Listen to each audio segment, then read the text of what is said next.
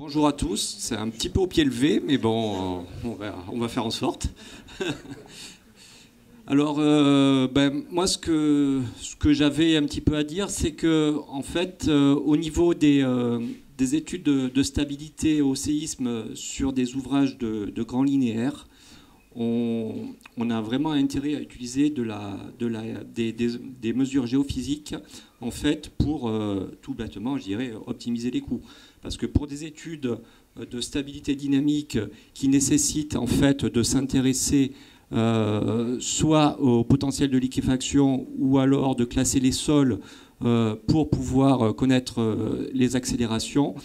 Sur un site limité, bon, on peut faire soit des gros-sols, soit des CPT ou des SPT, il n'y a pas de souci. Maintenant, quand on commence à parler de plusieurs kilomètres de linéaire, n'importe quel maître d'ouvrage vous dira que c'est quand même difficilement réalisable.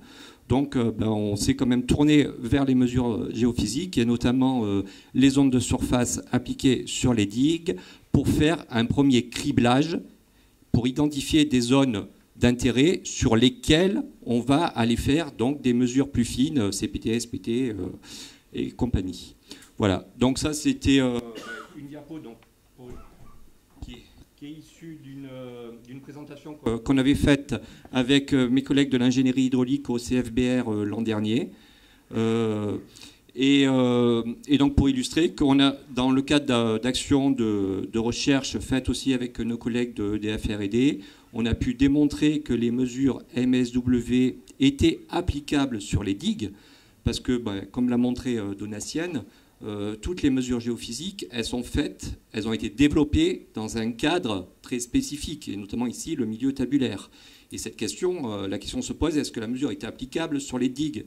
Donc on a fait quand même une action de recherche qui a duré quelques années pour démontrer qu'on pouvait faire ces mesures et qu'elles étaient fiables, sous réserve d'avoir quand même un protocole d'acquisition assez spécifique que l'on a défini.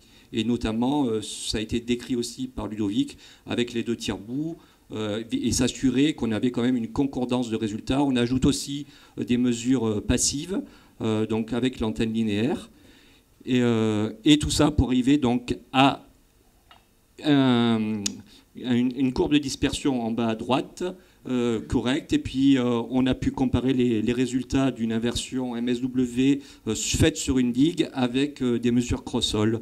Donc tout ça est cohérent. Voilà, merci, je ne prendrai pas plus de temps.